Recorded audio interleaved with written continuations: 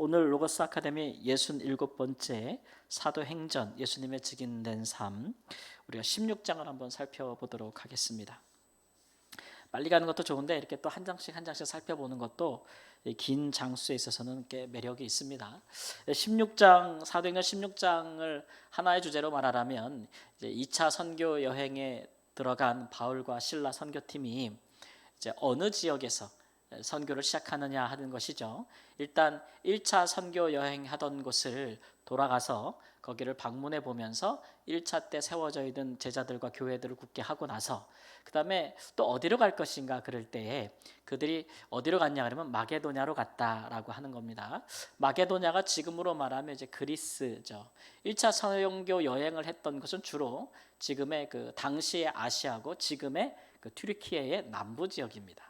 남부 지역을 주로 선교했잖아요. 그래서 바울 사도가 그러면 2차 선교 복음 전도 여행은 어디로 할 것 같습니까? 처음에 그 터키의 튀르키 지역의 남부를 했다 그러면 2차는 어디로 할까요? 보통 사람의 계획으로면 북부, 그죠? 북부가 아니면은 뭐 서부 이렇게 하지 않겠습니까? 동쪽에서 왔으니까 이렇게 동쪽에서 왔으니까 북쪽 아니면 서쪽을 해야 될 텐데 이제 하나님께서 어떻게 인도하신지를 한번 보죠. 처음에 마게도냐 선교 시작을 들어가 보면 바울이 루스드라라고 하는 그 투르키예 지역의 아시아 지역의 남부에서 루스드라고 하는 더베 옆에 있는 지역에서 디모데라고 하는 제자를 만납니다. 아마 1차 선교 여행을 한 이후에 꽤나 이제 많은 교회와 제자들이 굳게 섰던 것 같아요. 그때 루스드라에 디모데라고 하는 아주 젊은 청년 한 분을 만나서 그를 자기의 선교팀의 이제 일원으로 봤습니다. 원래 이제 바울의 선교팀에는 젊은 그 돕는 사람이 있었잖아요. 젊은 선교팀 일원 누구였어요? 마가 요한이 있었잖아요, 그죠? 근데 마가 요한이 이제 바나바와 바울이 심하게 싸워서 따로 가버리고, 그래서 바울은 신라를 모시고 함께 또 그 예루살렘에서 이제 사도들과 장로들이 정한 규례를 가지고 안디옥교에 왔던 사람 중에 하나인 신라를 데리고 이제 2차 선교여행을 떠났는데 그래도 이제 젊은 사람이 필요한 거예요, 그죠?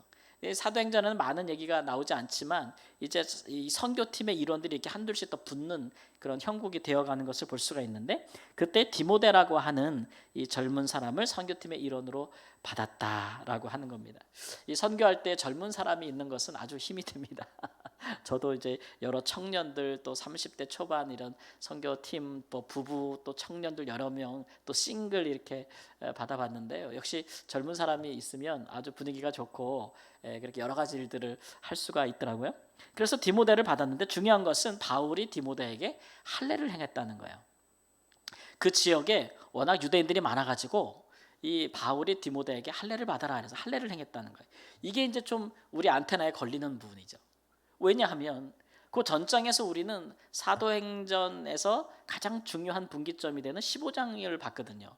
거기에서 1차 선교 복음 전도행을 마치고 돌아왔을 때 그 지역에서 유대인들로 인해서 많은 문제가 생겨서 결국은 예루살렘 오면서 사도들과 장로들이 회의를 했잖아요. 그래서 우리가 전파하는 예수 그리스도께서 받은 우리 복음이 무엇이냐? 사람이 무엇으로 구원에 이르게 되는가? 사람이 무엇으로 의에 이르게 되는가 할 때에 할례나 율법이 아니라 무엇으로? 예수 그리스도 베드로 사도의 말에 의하면 예수 그리스도의 은혜로, 바울 사도의 말로 의하면 예수 그리스도를 믿음으로 그런 은혜와 믿음의 복음을 전했거든요. 그리고 거기에 이제 합의를 한 거예요, 그렇죠? 그러니까 이제는 할례를 받을 필요가 있어요, 없어요?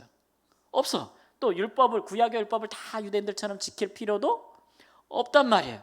그렇게 기끈 합의를 보고 그 대신 유대인들이 많으니까 유대인들과 교제하기 위해서 몇 개만 주의하자. 그렇게 해서 한 거 있잖아요, 그죠? 뭐 어떤 게 있었어요? 뭐 목매어 죽인 우상의 제물을 먹지 않는 거, 목매어 죽인 그런 그 짐승들을 먹지 않는 거, 몇 가지 있었잖아요. 그런 것만 좀 잘 지켜줘라. 지금도 그 지역에서 회당에서 유대인들이 매 안식일마다 그 본문을 읽는다. 그러니까 이방 가운데서 그것만 잘 지켜주면 교회가 평안할 것이다. 이 정도로 합의를 딱 써서 그 규례를 다 이제 다니면서 이방 교회들마다 다 전하고 있거든요. 그 교회에 유대인도 있고 이방인도 있으니까. 그런데 디모데를 자기의 선교팀 임원으로 받으면서 할례를 행하는 거예요. 할례를 행하지 말라고 여태까지 바울 사도가 주장을 해놓고 유대인들을 두려워해서 할례를 행하면 바울은 도대체 이게 왜 이렇게 왔다 갔다 하는가? 스스로 딜레마에 빠진 거 아니겠어요? 그가 전하는 복음은 할례를 받을 필요가 없는 복음이에요. 할례는 소용이 없다고. 예수 안에서 무할례나 할례나 아무 의미가 없다라는 것들에 대한 복음을 전하고 있는데 왜 디모데에게는 할례를 행한 것일까요? 순간 겁이 났을까? 유대인들이 그런 생각도 한번 해볼 수 있고 자가당착에 빠진 것이 아닌가? 이런 생각이 들기도 해요. 왜냐하면 갈라디아서 2장 3장에 가보면은 바울 사도가 이방 교회에 있는 많은 교회 이제 지도자들, 이방인들 지도자들을 데리고 예루살렘 교회를 방문할 때가 있었어요. 그 중에 이방 교회 지도자 중에서 이방인 중에서 바울 사도가 데리고 온 분 중에 하나가 디도라는 분이 있어요. 디도 들어보셨죠? 근데 이 디도는 이방인이기 때문에 할례를 안 행했단 말이에요. 근데 예루살렘으로 바울 사도가 데려오니까 각 지역에서 이방 지역에서 바울 사도를 계속 공격했던 유대인들이 그때도 예루살렘에 와 있었거든요. 그러니까 디도를 보면서 바울이 이방인을 예루살렘에 데리고 와서 어디로 데려가려고? 성전에 데려가서 성전을 더럽히려고 한다라는 그런 공격. 사실 바울 사도는 성전에 데려갈 의도가 없었는데 그런 막 공격을 하는 분위기였어요. 근데 바울 사도가 억지로라도 디도를 할례를 받게 하지 않았다고 나와 있어요. 야, 우리가 공격받고 큰일 났다. 유대인들이 우리를 죽이려고 하니까 너 할례 받아, 할례 받아. 그래야 너도 살고 나도 산다. 이렇게 할 줄 알았는데 바울 사도가 그렇게 안 했단 말이에요.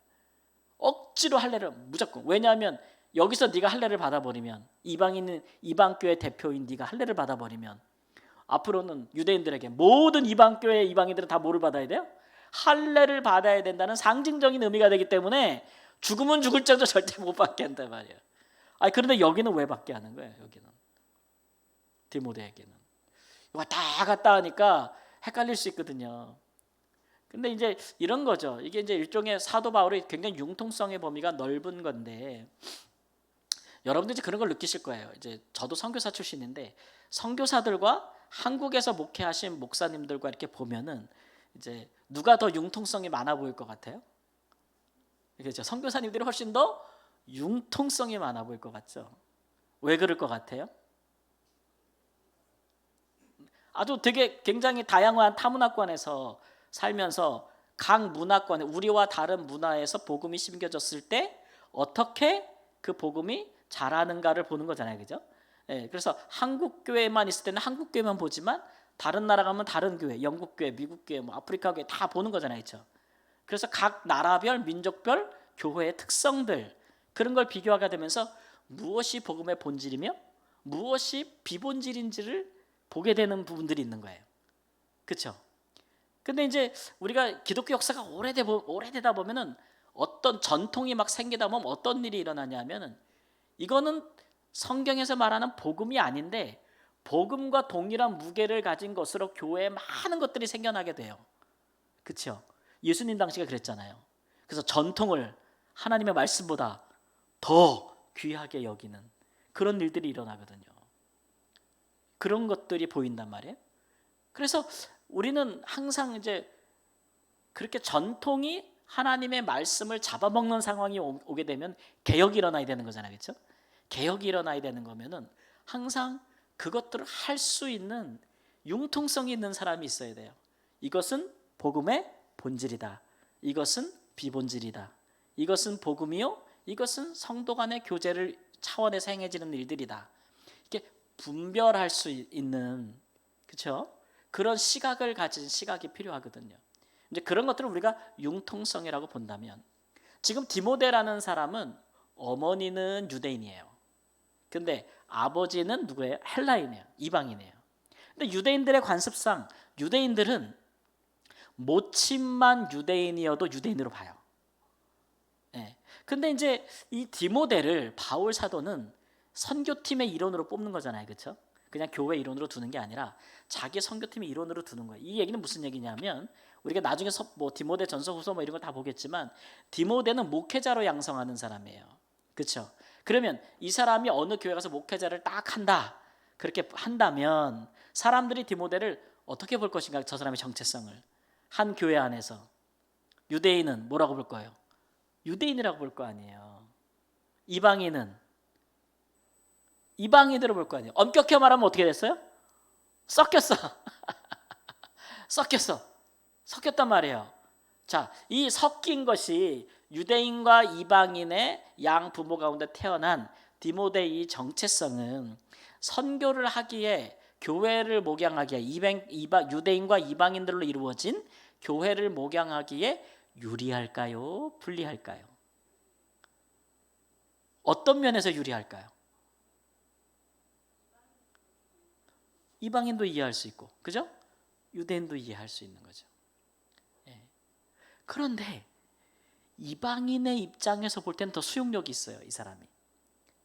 어머니가 유대인이니까 유대적 배경을 갖고 있고, 자기들 가운데 이방 가운데 자랐으니까 이방도 이해하는 거예요. 그렇죠? 양쪽을 다 융합할 수 있는 이해력 있고 포용력 있는 사람이죠. 근데 교회 안에 있는 유대인 입장에서 볼 때는 어떤 거예요? 이 사람은 유대인도 아니고 이방인도 아닌 거예요. 유대인에 대한 우월의식을 갖고 있는 사람들이잖아요. 그렇죠? 그 사람들이 볼 때 디모데는 유대인이에요. 어머니가 유대인이기 때문에. 근데 왜 할례를 받지 않았는가?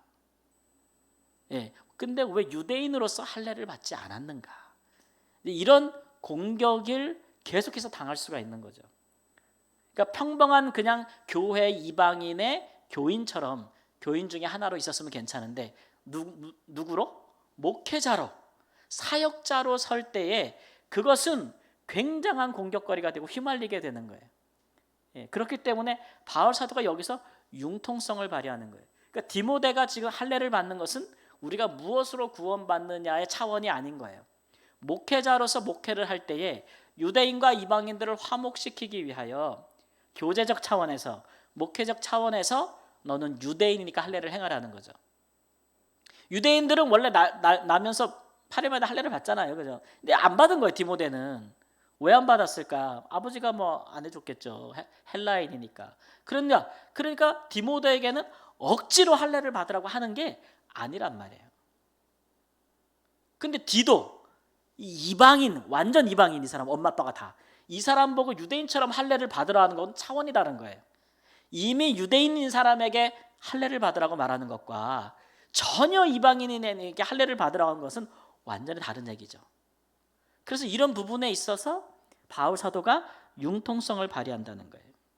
16장 3절 말씀에 바울이 그를 데리고 떠나고자 할새 그 지역에 있는 유대인으로 말미암아 그를 데려다가 할례를 행하니 이는 사람들이 그의 아버지는 헬라인인 줄 다 알미러라. 이런 융통성을 발휘했다는 것이죠. 그리고 두 번째, 그 다음에 그가 여러 상으로 디모데를 데리고 다니면서 여러 성으로 도시로 다녀갈 때에 4절 5절에 보면은 예루살렘에 있는 사도와 장로들이 작정한 규례, 이게 어떤 거예요? 15장에서 정한 회의 결과, 그것을 그들에게 전해줬다. 그 편지를. 그리고 그것을 잘 지켜라, 이렇게 얘기해줬다는 거죠. 그러고 나니까 결론, 여러 교회가 믿음이 더 굳건해지고 수가 날마다 늘어가니라, 이렇게 써요. 1차 선교 여행할 때 세워졌던 교회들을 다 방문하면서 예루살렘 교회의 결과를 통지해주고 했더니 교회가 첫 번째 믿음이 굳건해졌다. 이것은 교회의 어떻게 보면 영적인 질적인 면을 얘기하고 있는 거죠. 예, 더 믿음이 견고해졌다. 왜냐하면 복음이 나누어진 게 아니에요. 전에는 예수 그리스도로 말미암는 말씀과 은혜의 복음을 듣고 이 사람들이 교회를 이루고 크리스찬이 됐는데 자꾸 예루살렘에서 유대인들이 와가지고 교사라고 자청하면서 니네 그거로 구원 못 받는다 그러고 모세율법을 다시 배우고 지키라 그러고 할례를 다시 받으라 그러고 막 교회가 혼란스러워지잖아요. 그런데 예루살렘 회의 결과는 이걸 하나로 딱 통일시키는 거 아니에요. 예수 그리스도의 은혜와 은혜의 말씀과 믿음으로 구원을 얻는다는 걸 딱 통일시켜 주니까 교회가 믿음이 굳건해졌다는 거죠. 그 다음에 또 하나, 교회 구성원이 유대인과 이방인들이 있는데 너희 서로 화목하게 하기에 이방인들의 요거 좀 조심하자. 유대인들도 이방인들에게 다 율법 지키라 그러지 말고 중요한 기묘한 몇 가지만, 3-4가지만 이방인들에게 요구하고 이방인들도 그것만 해주라. 그래서 서로 화목하게 하는 규례를 줬잖아요. 그러니까 말씀으로도 또 성도 간의 관계와 교제로도 이게 교회가 정리가 된 거예요. 그러다 보니까 교회가 어떻게 됐어요? 점점 믿음이 굳건해지고 사람들의 수가 많아졌다. 예. 교회가 부흥했다는 것이죠. 우리가 여기를 적용해 보면 교회가 어떻게 영적으로, 양적으로, 질적으로 함께 더불어 이제 부흥할 것인가에 대해서 항상 이제 고민들이 있습니다. 그리고 오늘 말씀에 비춰보면 교회가 두 가지가 잘 세워져야 돼요. 그러니까 하나가 이제 첫째는 말씀이죠, 복음. 예. 헛된 복음도 아니고 다른 복음도 아니고 정말 주 예수 그리스도께서 전하고 가르쳐 주신 그 은혜의 말씀, 그 구원의 진리, 성경을 성경대로 제대로 증거하는 말씀이 있어야 돼요. 그래야 교회 안에 믿음이 세워지는 거예요. 믿음. 예수 그리스도를 주 예수 그리스도로 믿는, 주님으로 믿고 따르는 믿음의 역사들이, 표적이, 그게 표적이에요. 그런 것들이 일어나는 것이죠. 그러면 교회는 영적으로 질적으로 성장하는 거예요. 그런 아주 정금 같은 믿음을 가진 예수 그리스도의 말씀을 믿고 따르는 신실한 하나님의 사람들이 생기게 되니까 이거 꼭 필요하죠. 아무리 교회 사람들의 수가 많아져도 예수 그리스도를 진짜 믿고 따르는 사람이 없으면 다 뭐예요? 다 쭉정이에요, 쭉정이. 우리 교회 역사에도 보면은 로마가 그렇게 기독교를 핍박하고 사도들을 죽이고 기독교인들을 핍박할 때는 그러지 않았는데, 나중에 로마가 그래 우리 국가를 다 기독교로 하자, 국가 종교를 이렇게 딱 해버렸어요. 왜냐하면 기독교인들이 너무 많아져가지고 왕실에도 막 많아지고 나중에 박해해도 이제는 할 수가 없는 거예요. 다 죽일 수도 없는. 그래서 아예 이제 기독교를 국가로 종교로 이렇게 딱 인정해 버렸잖아요. 그러고 나서 발생한 일이 뭐예요? 복음을 듣고 죄를 회개하고 거듭나서 교회의 일원과 크리스찬이 되는 게 아니에요. 어떻게 되는 거예요? 그냥 태어나면 로마의 시민이면 누구나 뭘 믿어야 돼요? 교회를 가야 되는 거야. 그런 상황이 발생한 거예요. 공직에 진출하려면 교회 다녀야 되는 거예요. 사회에서 성공하려면 교회 다녀야 되는 거예요. 뭐든지. 여러분, 우리나라가 그런 분위기일 때가 있었어요, 없었어요? 있었죠. 사회에서 뭐 좀 하려면 큰 교회에 많은 사람이 모인 곳에 가서 일원이 돼야 되고, 그러고 있었잖아요. 정치인이 되려면 어디 가서 먼저 인사해야 돼요? 교회. 얼마 전에도 우리 친구 목사님 만났는데, 이번 총선 전에 갑자기 국회의원 후보가 왔어. 자기를 인사시켜 달래. 안 시켰어. 그랬더니 아주 못 씹은 얼굴을 하고 갔어. 그 다음에 또 다른 당에서 왔대. 해줄 수 있어요, 없어요? 못 해줘. 근데 그분을 지지하는 장로님이 해주죠. 이렇게 한대. 해주면 돼야 안 돼요? 안 되지. 예전에는 우리 선거 때 다 이제 막 한국 교회가 뭐 1000만이다 막 이럴 때, 그죠? 교회 수가 많고 막 곳곳마다 막 교회가 막 커지고 이럴 때 다 교회에 오는 게 아주 중요했어요. 여러분, 이제 그런 분위기가 되면 진실한 그리스도인들 막 늘어나는 것이냐? 역사로 보면 그렇지 않을 게 많아요. 그러니까 우리는 대한민국의 공식적인 종교가 기독교가 되는 걸 꿈꾸지 않습니다. 서울을 하나님께 바치는 것을 꿈꾸지 않아요. 우리는 진실한 그리스도인들을 꿈꾸는 거예요, 그죠? 정말 진리의 복음을 듣고 예수님을 정말 믿고 예수님을 그리스도로 주로 섬기는 그런 알곡들, 그런 알곡들이 진정한 교회인 거예요. 하나님과 예수님이 바라시는 것은 그런 거예요. 내가 그 중에 있으면 얼마나 귀한 거예요, 내 자신이 하나님 앞에서. 그죠? 여러분, 우리 얼마나 귀해요, 그죠? 이거 진짜 천에 하나 만에 하나 뽑은 사람이야, 우리는. 우리 자신이. 내게 그런 진실한 믿음이 있다는 거. 정말 교회 안에 다 그런 믿음 갖고 있을 것 같습니까? 그렇지 않습니다. 진실한 복음을, 말씀을 듣는 귀가 있고 깨달을 때야 비로소 예수를 그리스도로 영접하고 자기의 죄사함에 대한 확신을 가지고 하나님의 자녀가 되는 것이죠. 여기에 교회 안에서 이런 종류의 말씀이 전파되어지지 아니하면 그런 것은 교회라 할 수가 없는 것이에요. 그게 이제 그 믿는 자들, 굳건한 믿음에 서는 교회의 영적인 질적인 부흥에 아주 중요한 요소가 될 수 있고, 또 하나가 뭐냐면 오늘 말씀처럼 성도 간에 화목하게 하는 거예요. 앞에 것만큼이나 어려워. 왜냐하면 바울 사도 때도 교회 안에 이방인이 있고 유대인이 있었다는 거예요, 그렇죠? 오늘날 교회에도 우린 다 같은 우리는 한민족 당군의 자손 막 이러지만 예? 너무나 다른 배경. 우리나라 같은 조그만 지역에도 다른 지역, 다 다른 가치관 갖고 있단 말이에요. 다른 성격, 인품들 다 갖고 있어요. 그럴 때 그런 분들이 모여가지고 어떻게 해야 돼요? 서로 자기 의를 주장하는 게 아니고 서로 받으면서 서로 이해해주고, 허물은 좀 이해해주고, 말은 좀 삼가하고, 사람을 격려하고 세워가는 일들을 잘 이렇게 화목하게 하는 일이 잘 일어나야 오늘 말씀에 수가 날마다 늘어가니라가 되잖아요. 이 변화가 이거를 우리가 성화라고 하는데, 이런 성품적인 변화들이 교회 안에서 함께 일어나야 돼. 분쟁하는 교회가 부흥할 수 있어요? 뭐만 생기면 하여튼간 계속 싸워. 그러면 그런 교회는 분쟁할 수 없는 거죠.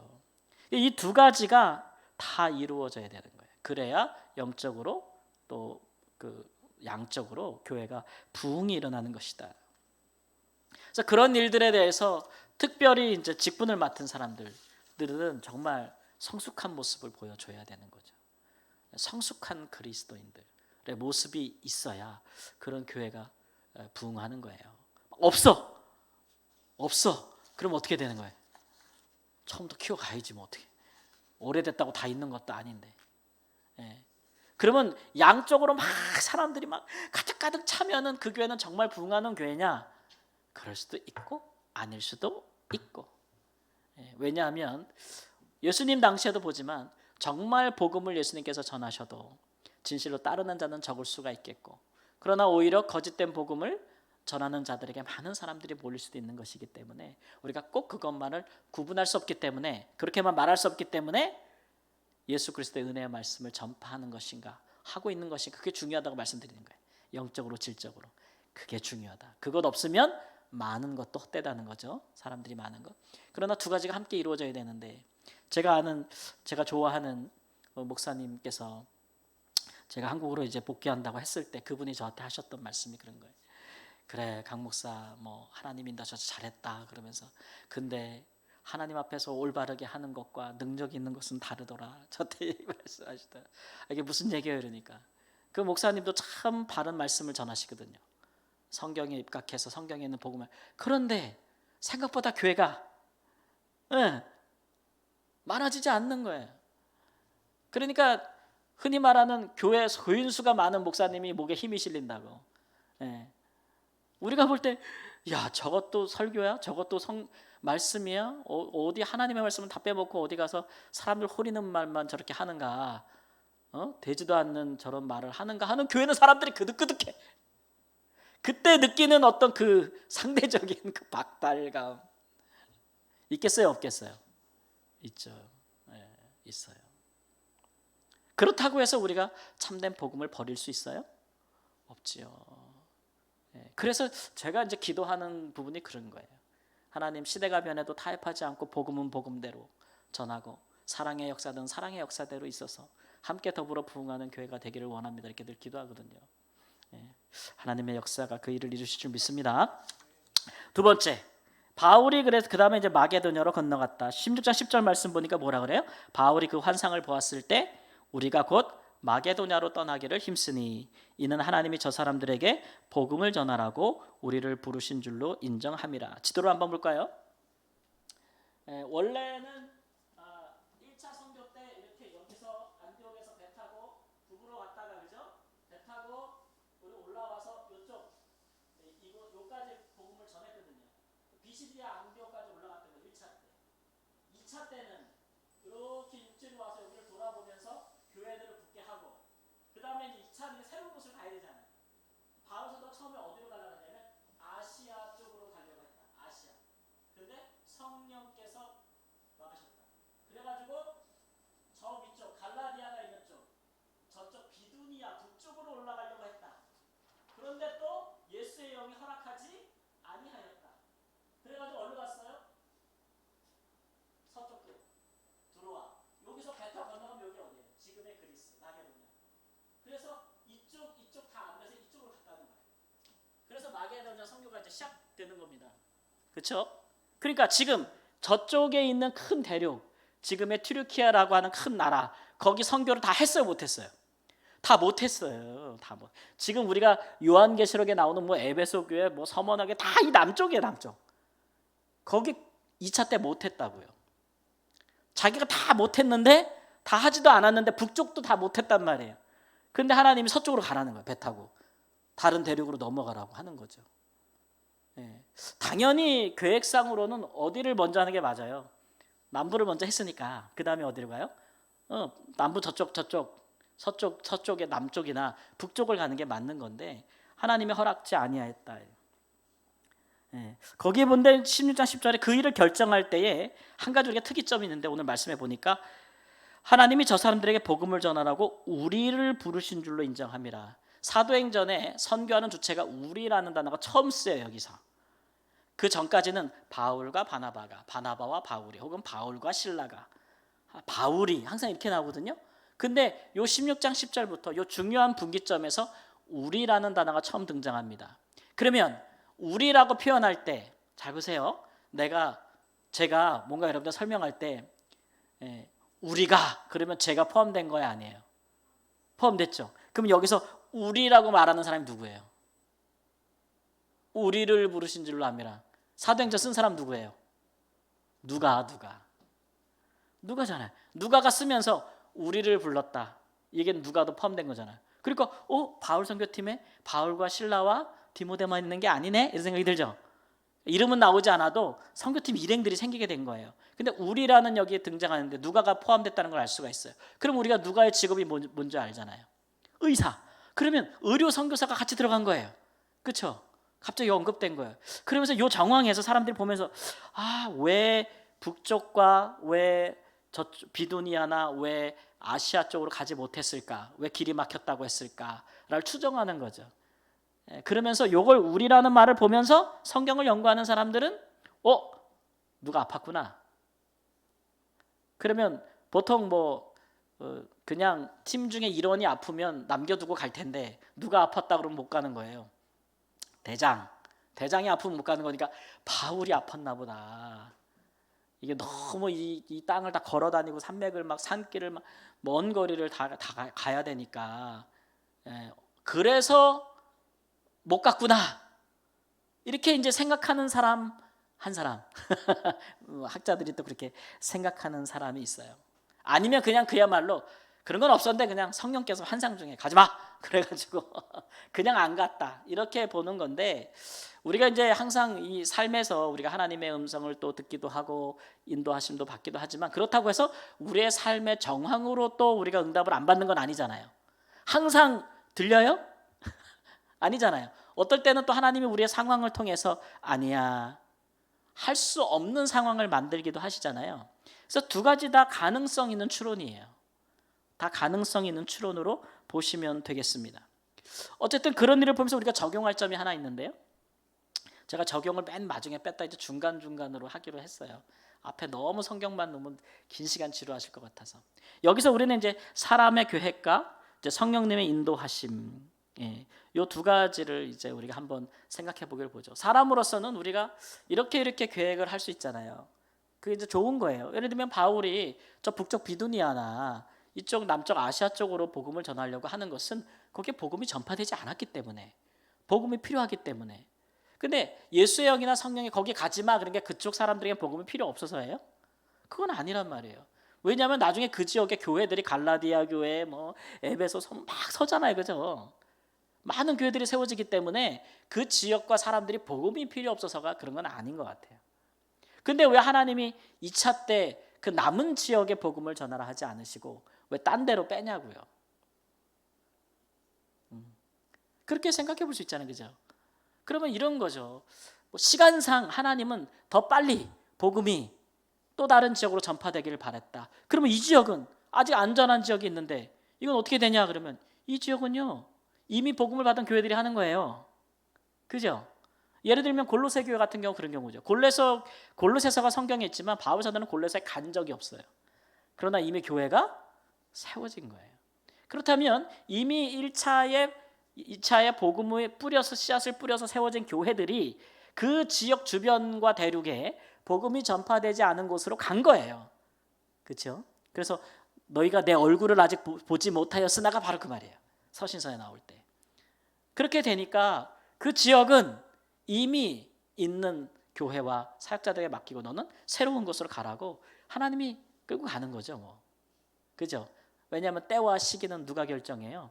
하나님이 결정하는 거기 때문에 이런 방향 전환에 하나님의 일을 하는 사람들이 좀 순종할 필요가 있어요. 이제 우리가 이제 이런 것도 이제 이런 것들을 너무 고집을 피우면 이것도 참 하나님의 골치 아픈 일이에요. 우리가 어떤 사람과 동역할 때도 상황이 바뀌고 형편이 바뀌기 때문에 어떤 일들에 대해서 우리가 이렇게 어떤 새로운 길들과 새로운 방향들을 모색할 때에 이 새로운 변화나 이런 것들을 전혀 받아들이지 못하는 사람들이 있어요. 그렇게 되면 그 공동체는 굉장히 정체하기 마련이죠. 고집이 좋을 때가 있습니다. 그러니까 예를 들면 이런 거, 바울 사도처럼 복음을 사수하는 거, 은혜의 복음을 사수하는 것은 뭐 그 고집 불통이어도 되는 거죠, 그렇죠? 그건 고집이 있어도 되는 거잖아요. 그런데 쓸데없는 고집이 있어요. 쓸데없는 고집. 그러니까 부려서 아무 유익이 없는 고집을 목숨 걸고 하는 분들이 있어요. 그거 진짜 피곤해요. 진짜 피곤해. 얼마나 옆에 사람을 죽게 하는지 몰라요. 부부관계도 그런 게 있대. 부부관계도 제가 아는 어떤 부부가 그런 거 있는데, 뭐라 아주 그 사소한 거에 아주 막 불사하는 고집을 세우는 분이 있더라고, 남편분이. 뭐 예를 들면은 뭐 콜라를 뭐 하루에 뭐 한 박스씩 먹어. 그러면 아내가 건강 때문에 그걸 반대하겠어요, 안 하겠어요? 반대하겠지. 근데 그분이 그거를 남편의 권위에 대한 도전으로 받아들여. 얼마나 갖고 싸우는지 막 눈을 부라면서 남편을 개떡으로 한다고 막 이러면서 막 소리 지르고 막 그래. 여자들이 볼 때는 어떻게 했어요? 별걸 갖고 다 난리네 이렇게 생각하지 않겠어요? 자기 좋으라고. 그 콜라가 하루에 한 박스씩 먹어서 뭐가 좋겠어요? 그거 갖고 남편을 존경하느니 안 하느니, 성경에서 남편의 권위에 복종하라고 했다느니 안 했다느니 막 이런 말까지 동원하면서 막 하면은 꼴만 우스워지는 거지. 근데 그런 일에 그렇게 열을 세운단 말이에요. 제가 아는 어떤 목사님이 그랬다. 그러면 안 돼. 그런 건 아무 의미가 없는 거예요. 항상 본질적인 부분에. 그러나 바울 사도처럼 그렇지 않은 부분에는 융통성을 부려야 화합이 돼요. 그렇지 않겠어요? 아무것도 아닌 부수적인 것에 고집을 부리면 화합이 안 됩니다. 특히 지도자는 그래요. 가정이나 교회나 사회 지도자들은 정말 중요한 부분은 아주 뚝심 있게 포기하지 않고 타협하지 않지만 그 외에 사람들을 화목하게 하는 일이나 본질적이 아닌 부분에 있어서는 좀 넓은 옷자락을 펼 수 있어야죠. 그렇죠? 앞뒤가 뒤바뀌어 버리면 아주 골치 아픈 일이 발생합니다. 그래서 우리는 이제 성령께서 환경으로나 환상으로나 음성으로 우리를 방향을 트실 때는 어떻게 해야 돼요?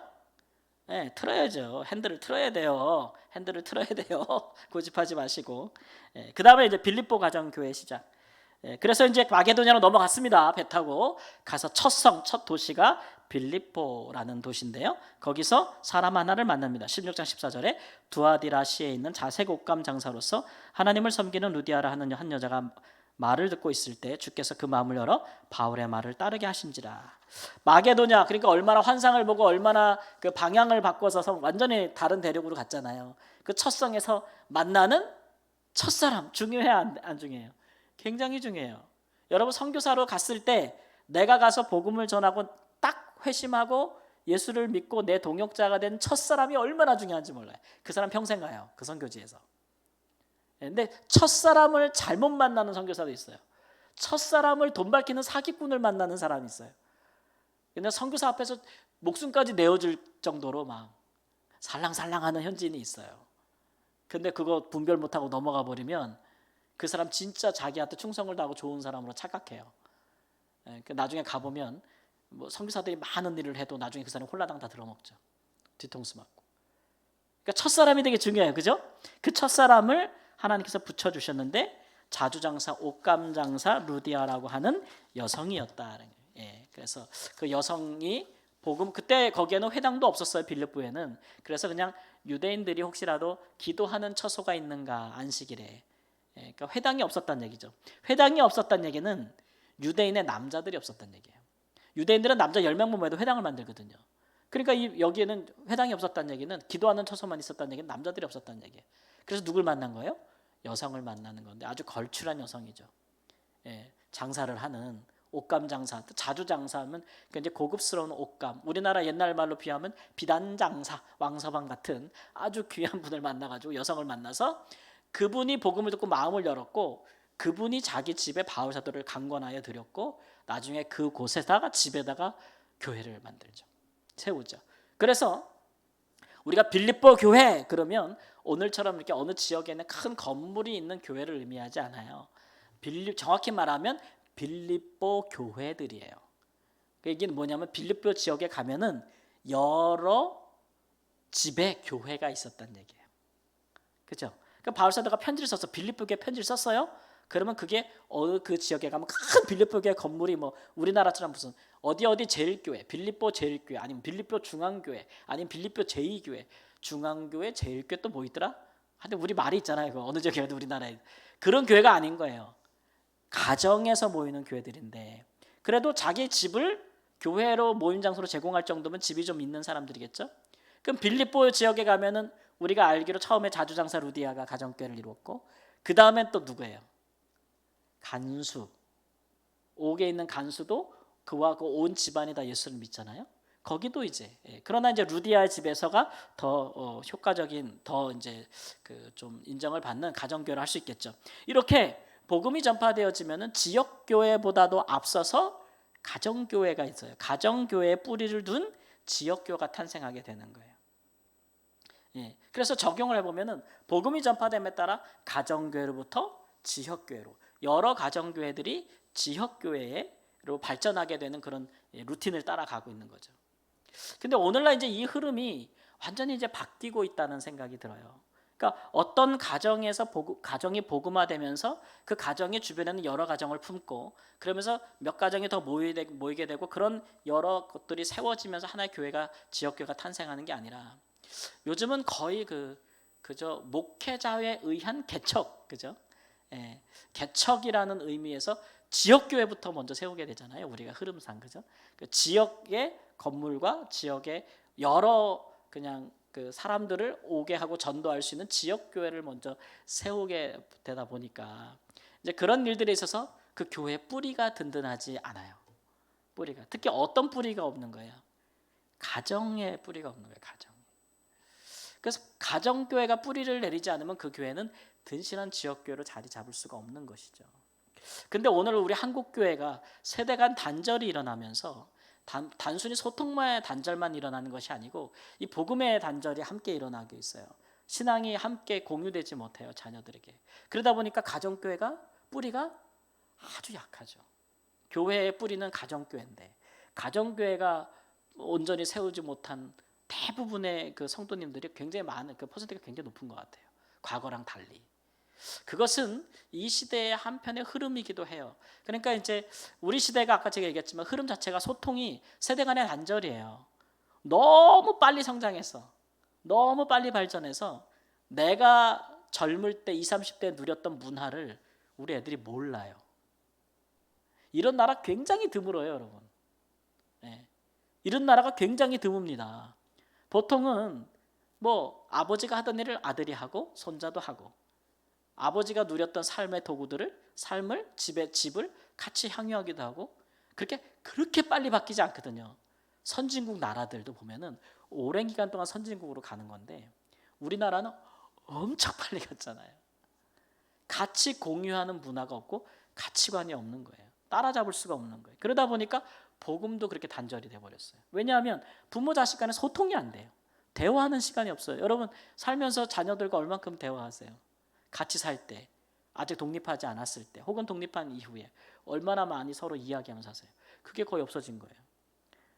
그냥 무소식이 희소식이야. 별일 없으면 된 거고 얼굴도 못 보고 한 달에 한 번이라도 밥 먹으면서 밥상머리에서 얘기도 못 하고 짧게 짧게 그냥 안부만 묻고 그렇게 하다 보니까 삶의 진지한 인생 얘기를 할 수가 없는 거죠. 그러니까 부모님들이 살아오면서 자기 인생에서 하나님에 대한 것과 내 인생을 헤쳐나온 많은 이야기들을 자녀에게 스토리텔링을 해줄 수 있는 시간과 기회를 갖지를 못하는 거예요. 그 공유하지 못하니까 신앙은 전수되지 않아요. 그렇죠? 그러다 보니까 가정교회 뿌리는 다 썩었어요. 그렇게 되면 지역교회가 얼마나 가겠어요. 그게 지금 우리 한국교회의 현실이에요. 현실. 이런 부분도 우리가 본문을 보면서 우리가 이런 부분들도 한번 보게 되는 것이죠. 그 다음에 바울과 실라가 투옥됐습니다. 그리고서는 나가서 길거리에서 귀신 들린 점치는 여자 하나를 봅니다. 그죠? 근데 가서 복음을 전하는 것보다 이 여자가 따라다니면서 귀신 들린 사람이 복음 사역자들을 따라다니는 것은 무슨 이유일까요? 도와주려고 방해하려고 방해하려고요. 근데 재밌는 거는 이 바울과 실라가 처음 왔을 때 딱 고쳐주면 좋잖아요. 그죠? 딱 고쳐주면은 해결될 텐데 안 고쳐줍니다. 왜 그럴까요?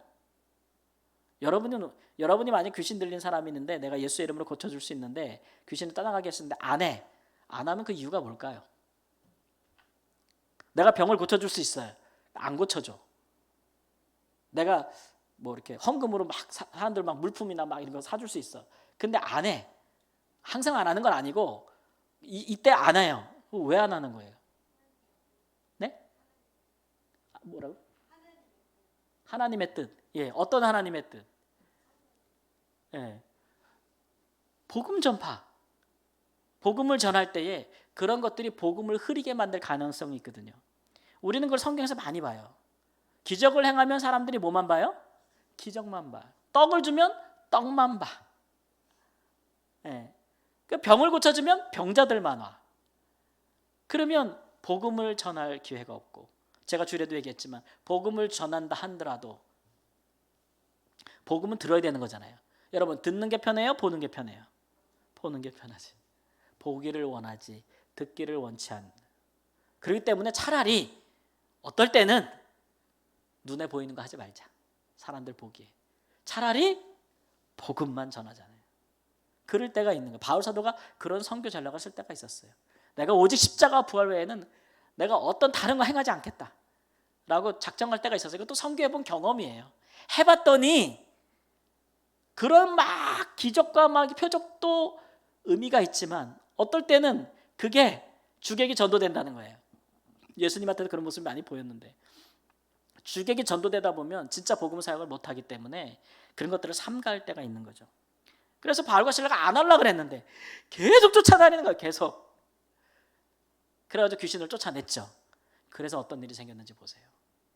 귀신을 쫓아내니까 사람들이 우와 그러면서 귀신을 쫓아냈다고 막 그러면서 바울과 실라에게 가서 복음을 들었어요? 아니에요.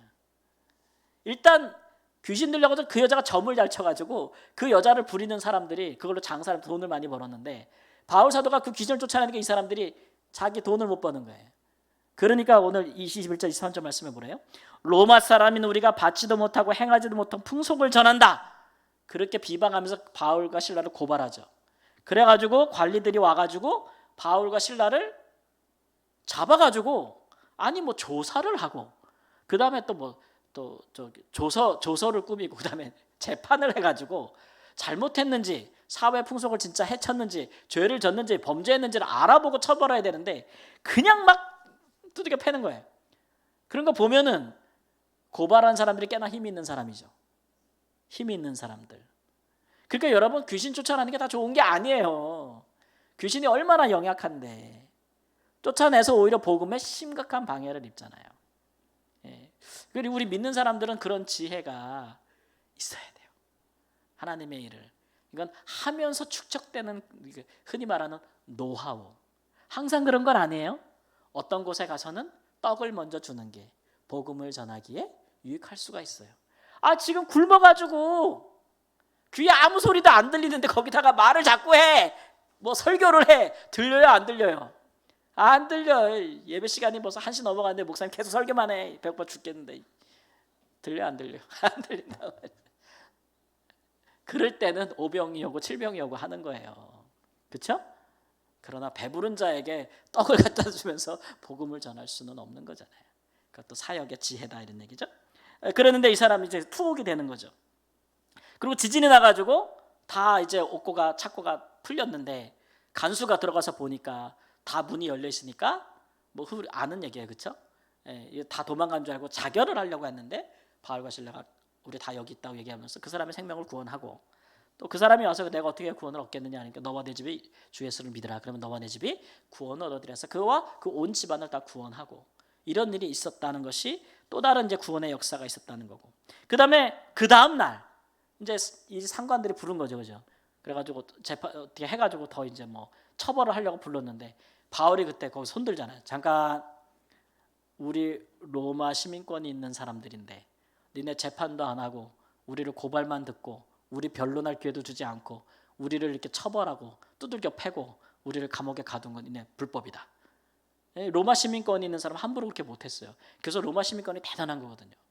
그러니까 선교하기에 로마 시민권은 굉장히 유리한 거예요. 바울 사도가 시민권을 갖고 있었잖아요.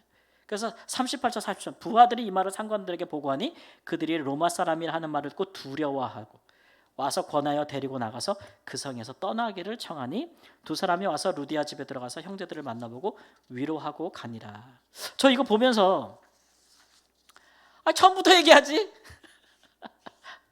고발할 때, 그죠? 그 막 와서 상관들이 잡고 막 떼려고 할 때 건들지 마. 노타치 막 이러면서 시민권 딱 보여주면서 시민권 있어. 나 권리가 있어. 왜 막 조사도 안 하고 재판도 안 하고 막 가두고 날 때리는 거 이렇게 할 수 있잖아요. 안 한 게 희한해, 그죠? 어떻게 보면 되게 미련하지 않아요?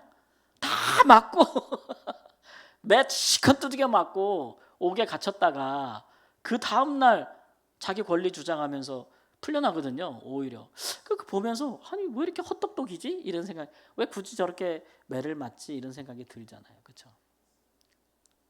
아니 뭐 간수가 예수를 믿을지 어떻게 알았어? 하나님이 그 사람 간수가 예수를 믿을 거라고 뭐 말씀해 줬어요. 뭐 옥에서 뭐 매 맞은 상태에서도 찬송하고 기도할 때 지진이 나서 옥문이 다 열릴 줄 어떻게 알았어, 그죠? 모르잖아요. 근데 저 같으면 위험한 거는 미리미리 알면 피해갈 수 있는 거잖아요, 그렇죠? 피해갈 수 있는데 왜 안 피해갈까? 이제 이런 생각이 드는 거죠. 자, 이런 것들을 우리가 좀 미련하게 봐야 될까요? 아니면 애써 좋게 봐야 될까요? 애써 미련하긴 한데 애써 좋게 보는 거죠. 뭐. 애써 좋게 보면 이런 거예요. 그러니까 이 바울과 실라, 이런 바울 특히 선교에 대한 이분들의 생각은 고난이 선교의 필수 과목인 거예요. 이분들이 생각할 때는. 부르심을 받을 때부터 예수님 뭐라 그랬어요? 너 나를 위해 뭐를 당할 거라고? 많은 고난을 당할 거라고 얘기했잖아요. 끌려갈 거라고, 재판장에 설 거라고 막 그랬어요. 처음 회심할 때부터, 그죠? 그래서 끌려가면은 바울 사도가 재판하는 사람들은 누가 재판을 해요? 그 지역에 높은 사람. 바울 사도는 그래서 부활하신 예수님께 너는 그 총독들과 왕들과 인군들에게 말씀을 전해야 될 거라고 얘기하잖아요. 바울 사도가 생각한 방향은 뭐냐면 내가 어떻게 왕 앞에 가? 내가 어떻게 그 지역의 그 높은 지도자들 앞에 설 수 있어? 방법은 하나밖에 없는 거예요. 재판받는 거예요. 재판받는 거. 재판받을 때는 가서 변론할 수 있잖아요. 사도행전에 보면 그런 장면이 많이 나와요. 일부러 끌려가. 그래서 그 지역의 총독한테 더 설교를 신나게 해. 바울 사도는 선교할 때 이거를 하나의 과정으로 이해했어요. 쉽게 말하면 이걸 우리한테 일반화시키면 우리가 복음을 위해서 하나님 나라를 살 때에 고난은 거부한다? 피해간다? 아니다. 받을 수밖에 없다. 그걸 그냥 인정하고 들어간 거예요. 그리고 왜 그렇게 스스로 생체를 내냐? 왜 고통으로 스스로 그 길을 왜 안 피하냐? 예수님 십자가 왜 안 피했냐? 그러면 고난 뒤에 오는 뭐 때문에? 영광 때문에 그러는 거예요. 고난이 오면 그 뒤에 영광스러운 일이 올 거라는 거를 십자가와 부활로 신앙이 아주 고착된 거예요. 이게 우리 그리스도인의 신앙은 이게 하나의 원리예요. 십자가와 부활. 그렇기 때문에 내가 지금 부당하게 끌려가는데 그렇게 되면 우리 생각에 망했다, 젠장, 끝이야 이렇게 생각하는 게 아니고 내가 하나님의 일을 하다 이 같은 일을 당한즉 이 일 후에는 뭐가 영광스러운 일이 있을 것이다. 하나님이 행하시는 어떤 일이 있을 것이라는 오히려 소망 기대를 갖게 되는 거예요. 그래서 간수가 구원을 받고 온 집안이 구원을 받는 거죠. 그거밖에 달리 해석할 길이 없잖아요. 네. 제가 이제 우리 성함교회 목회하면서 시작하면서 좀 초반에 많이 힘들 때 이제 제가 이렇게 좋은 일이 많이 생겨야 되는데 이렇게 힘든 일이 이게 잊을만 하면 하나씩 생기나 그럴 때 저희 교회 장로님 중에 한 분이 저한테 당회 끝나고 가시면서 제 손을 잡더니 그러시는 거예요. 아유 목사님 교회가 크게 부흥하려고 이런 시험이 드네. 그러고 가시는데 그 한마디가 누구 음성같이 들려요? 하나님의 음성처럼 들려요. 제가 제 기질상 여러분 제 기질상 제가 이렇게 그런 게 있어요. 제가 늘상 살면서 후배들한테 했던 얘기인데 나는 되게 진짜 찌질하게 가난한 집안에 태어나서 아무것도 없는 그런 집안에서 태어났는데 그래도 하나님이 나를 항상 함께 해주셔서 하는 일에 한 번도 안 되게 하신 일이 없어. 난 참 감사한 일이야. 그런 고백들이 많거든요. 돈이 하나도 없는데 하나님 장학금을 다 공부시키고 뭐 하나도 없는데 하나님이 이렇게 공부시키고 저렇게 하고 저렇게 인도하고 이렇게 저렇게 인도하고 이런 부분들이 있어서 그래도 하나님이 내 아버지다라는 고백이 있거든요. 그러다 보니까 제가 뭐를 잘 못 견디는 경향이 있냐면 제가 하나님을 기도하면서 뭘 했는데 그 결과가 예상보다 안 좋으면 힘든 게 있어요. 그래 본 적이 별로 없어서. 그러니까 항상 무엇을 하면은 생각보다 더 많은 열매를 하나님이 주셨던 거예요. 그동안 제게 어느 부서를 맡으면 그 부서가 크게 부흥한다거나 어디 가서 사역을 시작하면 그 사역이 크게 성장한다거나 선교지에 가서 짧은 기간에 선교지의 사역이 엄청 넓어지고 팀원들이 확 붙는다거나 막 힘들긴 하지만 하나님이 제게 그런 복, 일복과 사람의 복을 항상 주셨거든요. 그런데도 이제 목회를 시작하면서 한편으로는 이제 그런 것에 대한 믿음도 있으면서 또 한편으로는 걱정도 되는 마음이 있을 거 아니에요. 그래서 한편은 안 돼 생각만큼 왜 이렇게 선교할 때만큼 안 되지? 벌써 1년이 지났는데 막 이런 생각이 들 때가 있단 말이에요. 사람의 생각이죠. 네, 사람의 생각. 교회가 영적으로 수적으로 부흥하는 것이 오늘 말씀에도 봤지만 다 하나님이 하시는 일이잖아요. 우리가 해야 될 일도 있고 그런 일이 다 있는데 그럴 때 그 한마디가 그렇게 들리더라고요. 그래서 제가 그런 생각이 들었어요. 나는 선교할 때 정말 많은 육체 고난을 당했고 정말 죽음의 고비도 여러 번 넘겼고 그런 가운데서도 하나님이 정말 많은 영혼을 섬겨주는 기회가 있었는데 한편으로 내가 목회를 하면서 내가 무슨 고난을 당했나 이런 생각이 드는 거예요. 왜냐하면 거기 있을 때보다 여기 있을 때가 훨씬 편한 거야. 육체적으로 너무 편하고 잠잘 때 그냥 너무 잠잘 때 흔히 잘 수 있어. 깰 이유가 없어요. 겁나서 두려움에 너무 편해. 그래서 선교사님들 오시면 한국에서 뭐가 제일 좋냐고 저한테 물어봐요.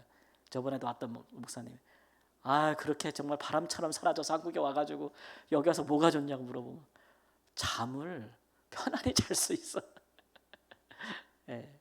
그러니 목회를 하면 목회적인 고난을 또 받아야 되지 않겠어요?